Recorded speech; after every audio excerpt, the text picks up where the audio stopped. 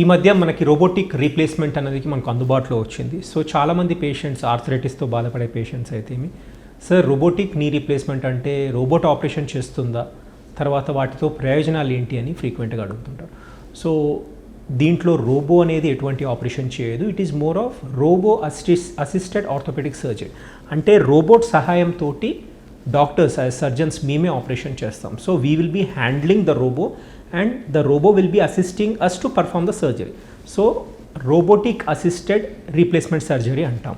Second, coming to benefits, రోబోతో చేసే benefits ఏంటంటే main the precision of cuts. అంటే మనకు ఎంతవరకు ఎముక అనేది అరిగిపోయిన ఎముక అనేది తీయాలి, తర్వాత సాఫ్ట్ టిష్యూ రిలీజ్ అంటే మన ఎంతవరకు కండ అనేది బోన్ నుంచి ఎరేస్ చేయాలి అనేది మనకి అక్యురేట్గా మోర్ కరెక్ట్గా మనకి రోబో అనేది గైడ్ చేస్తుంది. తద్వారా it is more bone conserving. అంటే మనము ఎంతవరకు అయితే బోన్ కట్ చేయాలో, ఎంతవరకు డ్యామేజ్డ్ అయిన పోర్షన్ అంతవరకే తీస్తాం, మిగతా బాగా ఉన్న బోన్ని మనం ముట్టుకోము.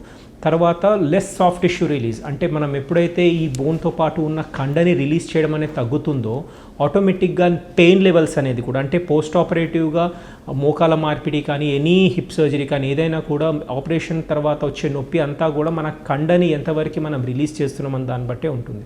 సో ఈ ప్రిసిషన్ కట్స్ వల్ల మనకి కావాల్సినంత వరకు కండని మనం రిలీజ్ చేస్తాం.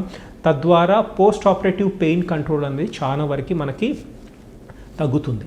Thirdly, good placement of implants అంటే అక్యురేట్ ప్లేస్మెంట్. అంటే మనము ఇంప్లాంట్స్ ఏదైతే మోకాల మార్పిడి కానీ హిప్ రీప్లేస్మెంట్లో ఏదైతే మనము టిబియల్ ట్రేస్ కానీ ఫిమోరల్ ఇంప్లాంట్స్ కానీ అస్టాబ్యులర్ కప్స్ కానీ ఫిమోరల్ స్టెమ్స్ కానీ ఏదైతే అవి మనం లోపల వేస్తున్నామో అది దాని ప్లేస్మెంట్ ఆఫ్ ఇంప్లాంట్స్ చాలా అక్యురేట్గా ఉంటుంది.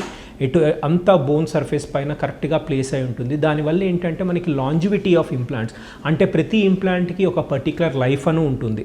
అంటే సపోజ్ మీకు మోకాల మార్పిడి కానీ హిప్ రీప్లేస్మెంట్ కానీ any successful operation the implant will lost anything between 15 to 20 years అంటారు.